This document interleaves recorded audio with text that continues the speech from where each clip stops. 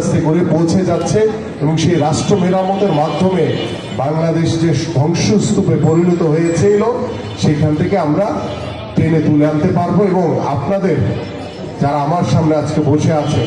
আপনাদের ভিতরে যাতে সেই ভারসাম্যটা রক্ষা করতে পারি, আপনাদের যাতে উন্নয়ন করতে পারি, বাংলাদেশের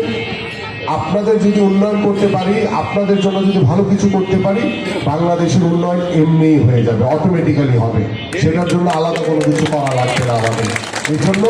আগে আমার ভাই বোন মাগনের জন্য বাংলাদেশ জাতীয়তাবাদী দল বিএনপির ভারপ্রাপ্ত চেয়ারম্যান দেশনায়ক তারেক রহমানের যে নির্দেশনা, তারেক রহমানের যে প্রত্যাশা, যে দেশের সাধারণ মানুষের জন্য বাংলাদেশ জাতীয়তাবাদী দল বিএনপি কাজ করবে, কাজ করে যাবে, আল্লাহ যতদিন আমাদেরকে বাঁচিয়ে রাখে ইনশাআল্লাহ। এবং আমরা আশা করি আজকে যে মহতি উদ্যোগ নেওয়া হয়েছে, সার্বিক পরিকল্পনা, সার্বিক তত্ত্বাবধানে এবং আমাদের যারা এখানে আজকে উপস্থিত হয়েছেন, এই যে একটি মানবিক একটি কাজ,